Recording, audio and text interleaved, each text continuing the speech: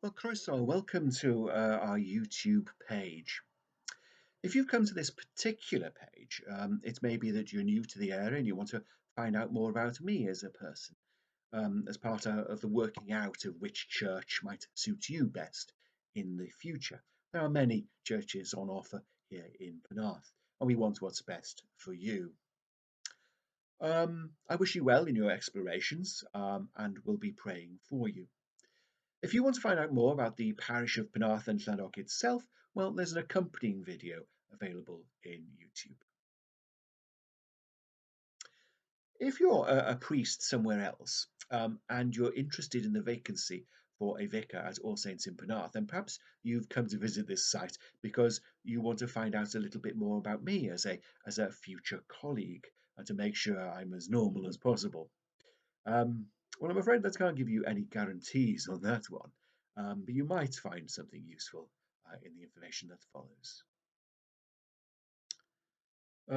Starting from the beginning, my name is Mark, and I'm the parish priest for the parish of Penarth and Llandoch.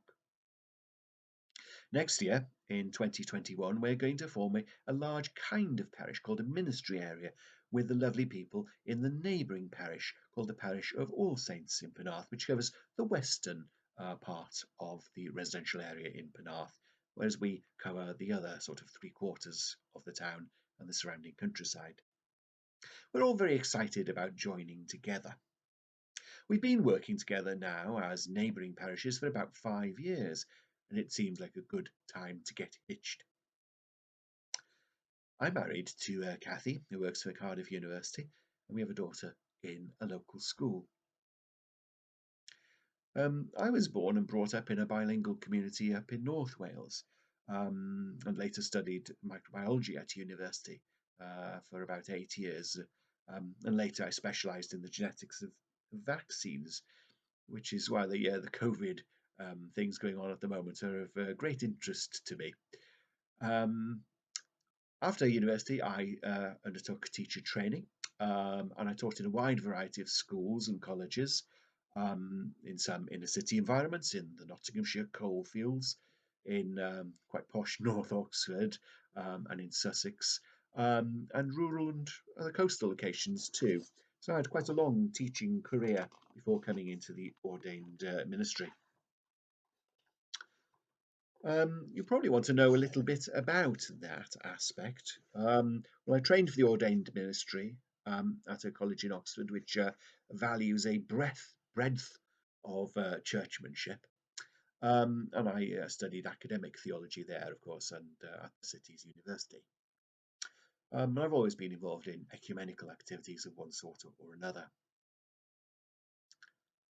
I was ordained deacon in Winchester Cathedral, um, and I was priested in my own parish church in St Mary's in Old Bailey in Hampshire when it hosted the ordinations the following year. It's not often that a curate gets to plan their own priesting, is it? The parish I was in included a portion of the centre of Basingstoke, which has a population of about 100,000 people.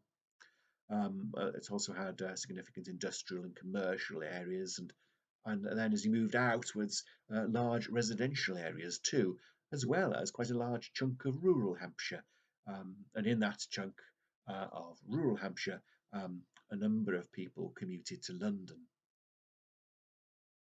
I was lucky enough to be able to stay on towards the end of my curacy. I was asked to stay on after my training incumbent was promoted. And the parish and I together worked strongly on various initiatives, and that was good because we were able to get growth going in numerical and in other terms.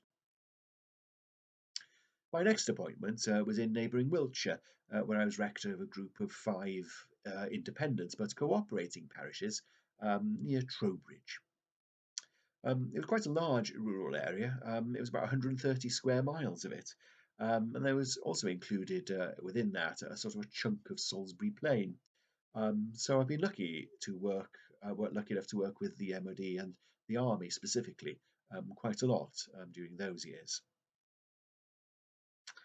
Um, the sight of red London double-decker buses under military escort driving people to one of my evensongs across the Salisbury Plain, made the caption competition in Have I Got News for You one year. Um, but there are no such pictures when I chaired a short church council meeting in a submarine in the Baltic. Um, maybe that's giving you the impression of some rather odd things I've done in my life, but I've done lots of normal things too.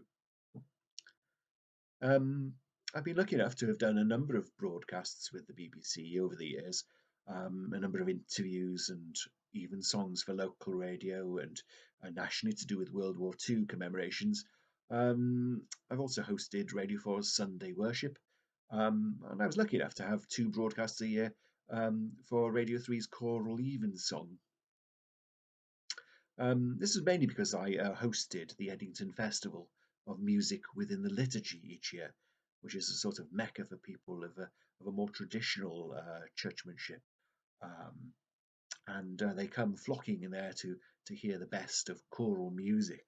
And I was lucky to be left in charge of that. Um, I was rector, as I say, of Eddington Priory, and I do enjoy high quality liturgy and music. But I hope I'm not personally too stuffy about things. Setting up initiatives such as a Messy Church, new Sunday schools, links with local schools, preschools, and nurseries has been a sort of a constant, really, in my ministry. And I really enjoy being with children and young people. And in this current lockdown, that hasn't really stopped me too much. Although I haven't been able to go in and do assemblies in person, I've been able to carry on in some ways with schools. Most recently, I've done an Ask the Vicar over Zoom, which really should be called an interrogation via Zoom. Of people people in year five asking me questions of a very general and interesting nature. Um, I was thoroughly interrogated by the year fives, and it was great fun. And this year's crib service, which we can't do because people can't come together in the usual sort of way, will be done rather differently. And I'll be retelling the nativity story using some knitted figures provided by some lovely ladies in Llandoch, and that will be told over the internet.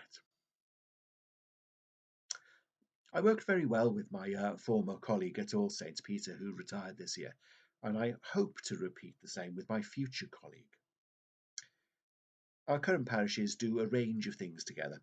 We share a youth worker, we cover one another's absences where we can, we share evening prayer together a number of times a week, we provide training opportunities for one another's curates, and we also do a pulpit swap each month, which means I take the bilingual service at All Saints, to which I'm also licensed. And um, we've also shared such things as confirmation classes and Holy Week and other services, and we've done Lent courses together every year of the past 5 years. And all this has been very popular. This year, I've been training incumbents to two curates.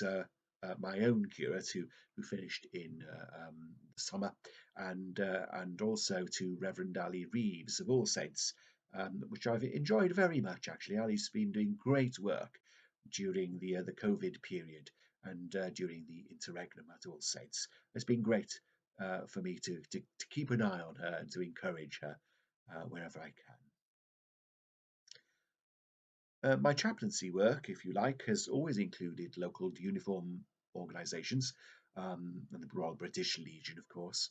I've usually had a great involvement in hospices and local hospitals. Here in Penarth, I'm additionally the chaplain of the Penarth Lifeboat Station, which is chaplaincy of a very different kind from the stuff I've been used to in the past. Our parish supports a number of local charities abroad and locally, and a family of Syrian refugees are in a church property within the parish, looked after by Chrysop and Arth. I'm quite keen on environmental matters as a former biologist, and I'm holding myself back actually to encourage further lay leadership in our Rocha award-winning environmental work within the parish, and in the St Augustine's Churchyard project, which you may already know a little bit about, which involves 50 volunteers from church and non-church backgrounds, and a former group of offenders who want to put something back into society. So lay leadership doing great things there. Well, I hope this very quick overview gives you a glimpse of some of the things which interest me and the parish which I serve. If you want to find out more about anything, then please do get in touch, and I look forward to seeing you very soon. Please use the contact details available on the website if you want to know any more. Wel, hwyl fawr am nawr. Bye for now.